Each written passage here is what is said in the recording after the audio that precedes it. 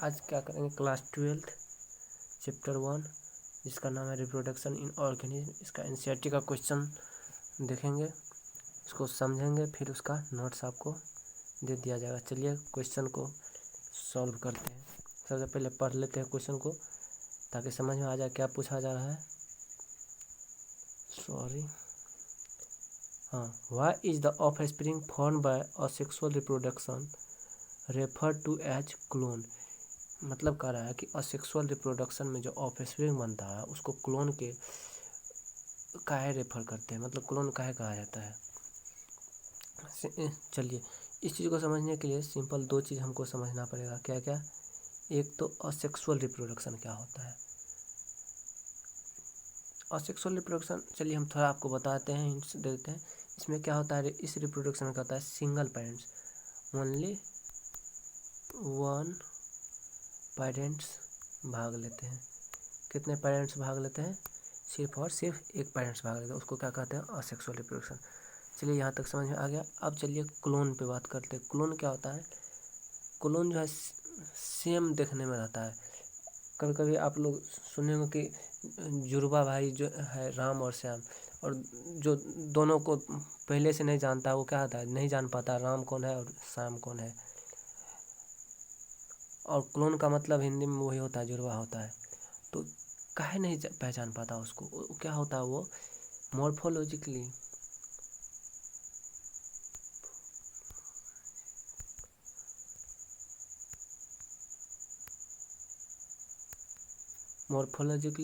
मतलब वो देखने में एंड जेनेटिकली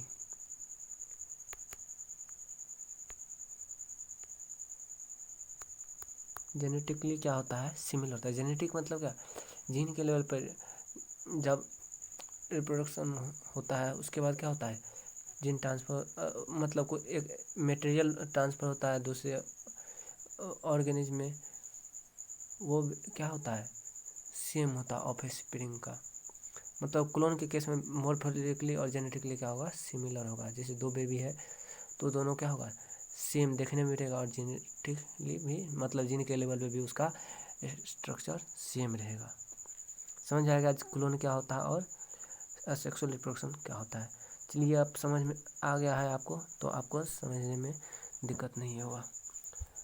हाँ, तो अब जानते हैं क्यों है रेफर करते हैं क्लोन असेक्सुअल रिप्रोडक्शन के ऑफस्प्रिंग को। क्या होता है, देखिए मान चलिए क्या है, एक ऑफस्प्रिंग बना है किससे, इस पैर से।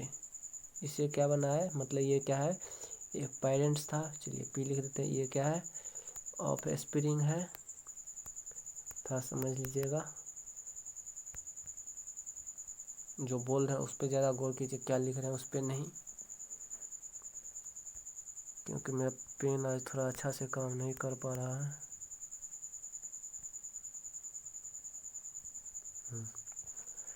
इसमें क्या होता है, मतलब क्या होता है, इसमें तो दूसरा कोई पेरेंट्स आया नहीं, एक ही है, तो इसी का क्या होगा, जीन भी ट्रांसफर होगा। और क्या होता है, डीएनए क्या करता है, स्ट्रक्चर तैयार करता है बॉडी का, मतलब कैसा कोई चीज़ बनेगा। मतलब एक ही आदमी से दोनों चीज़ हो रहा है, मतलब क्या, जिससे गया उसी के जैसा सेम देखने में रहेगा, और जीन के लेवल पे उसी के जैसा रहेगा। मतलब क्या हो गया, जेनेटिकली और मॉर्फोलॉजिकली सेम हो गया इसके जैसा। मतलब क्या, क्लोन का जो कंडीशन था मॉर्फोलॉजिकली और जेनेटिकली सिमिलर होना, उस कंडीशन को फॉलो करती है ना असेक्सुअल रिप्रोडक्शन। तो आप कहिएगा हाँ, तो इसीलिए इसको रेफर करते हैं क्लोन। चलिए अब इसका नोट्स देख लेते हैं। A clone is a group of morphologically genetically identical individuals।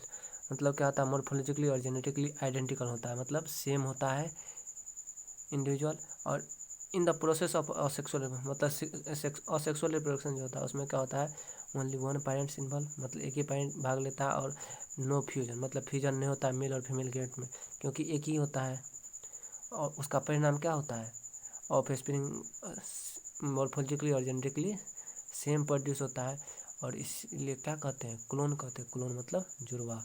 समझ में आ गया होगा आई होप आपको। और किसी क्वेश्चन का बायोलॉजी से संबंधित समस्या है तो आप ज़रूर कमेंट बॉक्स में कमेंट करें, आपके समस्या का समाधान किया जाएगा। वीडियो अच्छा लगा होगा तो लाइक कीजिएगा, शेयर कीजिएगा। धन्यवाद।